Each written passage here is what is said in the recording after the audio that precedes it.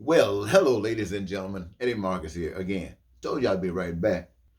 I was just listening to a brother, Pastor Geno Jennings, I believe. You might have heard of him. He's on YouTube quite often, and he's a powerful speaker. He really speaks for the word. He speaks for truth, and he speaks for lifting up the word of God.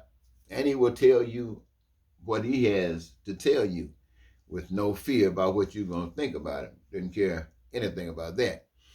And as I was listening to him, he was talking about how actors and actresses go through these changes, and they would play any kind of role, and they carry themselves as Christian people, and yet they're playing these roles for Paramount or some other studio that has them saying all kinds of things about God, God this and mother that and all those kinds of things.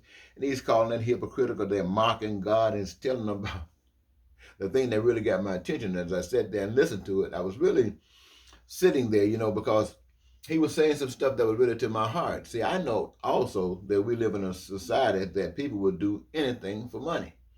And so on these movies, you got guys and women who are doing some everything, and they're being paid some all kinds of money, like an athlete getting paid all these hundred millions of dollars for just running them down the field. So money really doesn't mean too much to the people that's running the show. And so he was calling it out like that. And he was telling people that they're gonna burn and they're gonna burn. You're gonna meet God one day. He's talking about all of the actors that you know about. I don't want to call their name here, but all of them, the major stars, and whatever area you're in, going after money, being successful in it, and that really means everything. Because it's all about money, whether it's food, beef, gasoline, or whatever. It's the same old game. But anyway, he was sitting there and he's talking about it. He's talking about it, and I'm listening to him. I'm feeling him. But then I'm thinking, when he really starts talking about you're gonna meet God, you're gonna meet God one day, and you're gonna burn, you're gonna burn. And I'm thinking about when I speak to you about a loving God, a God that has already set things up, order. You shall reap what you sow. The seed that you plant determines the fruit you're going to get. Doing others as you'd have others do unto you. Love God with all your heart, body, soul, and mind, which is the power you can't see but allowed to live in you. And knowing that love that God is, then that love comes through you to all people that know you and people that you deal with. So I'm thinking, if you're doing these kinds of things, and then this man is speaking to people, condemning people, and you're gonna pay. And it told me something. It told me something. A trick is being played.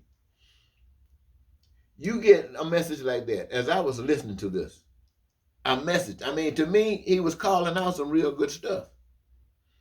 But his motivation, you're gonna burn, totally opposite to the God that I know. I'm not talking about what I read, what I heard somebody say. I'm talking about something I know. I know what happened to me. So I don't know anything about that God that's going to burn you. I don't know anything about that God that's going to do this and do that to you. I know a God that grabs you when you're in the middle of doo-doo and pulls you out. I know that kind of God. Somebody say, well, I'm still in a lot of doo-doo. I say, hey, but God, don't give up on God. If you're going to wait around, or are you trying to get out, or are you just wallowing? So, I'm sitting here and I'm thinking, how often do you hear a preacher that will look at the congregation and tell the congregation, we live in a society where you do anything for money. And that's the way the society is set up.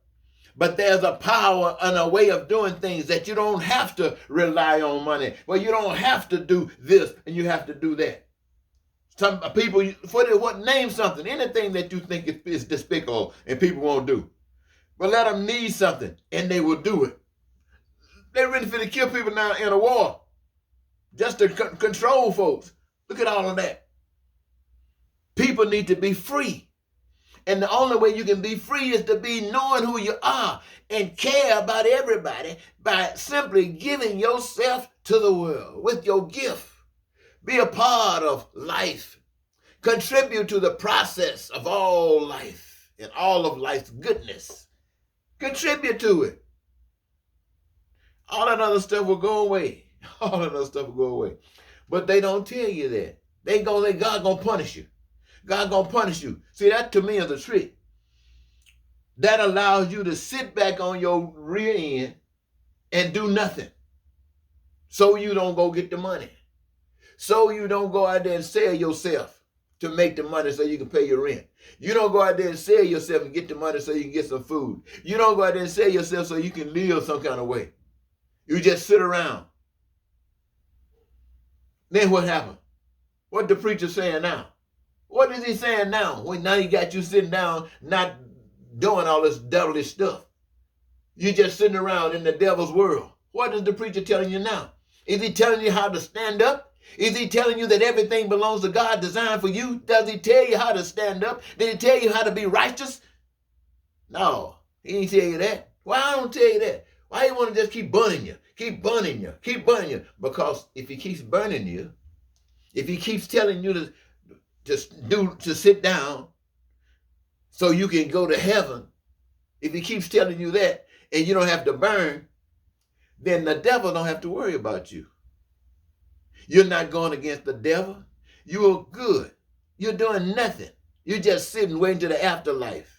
Waiting to an afterlife that you did nothing right here. You were controlled by another voice that had nothing to do with God speaking to you. This is a man speaking to you. That man is supposed to lead you to God, not to lead you to him. Like, who the hell does he think he is? What kind of righteousness does he know? How much righteousness does he know more than you? And what good is his righteousness if his righteousness is not perfect? So why isn't he telling you to go to the perfect righteousness, leading you to God, and you communicate with God, not with him? Let his message be to lead you to God. Lead you to that power source that he says he's getting his power from. Lead you to that power source so you can be one with God. We don't need no intermediary. No, we don't need nobody between us and God. They put Jesus before us. And a lot of folks don't even believe in Jesus. To me, whether Jesus is real or a story, the message is still the same. God dealing with each of us. Each of us. Each of us. Through what? Through the Spirit. Oh, how did I get into that? Oh, I guess I just wanted you to know that the preachers today, they really mean well. They really do. But that stuff about burning up, I'm not saying it's not going to happen. I just don't know anything about that. All I can tell you is about that which I do know. I do know that God is love. And I do know if you practice the basic principles of life, you don't have to die to try to experience some heaven. You can live today and follow the same principles that are practiced over there. You can practice them right here and have your heaven right here on earth and be led by the Spirit of love, because that's the only way it's going to happen.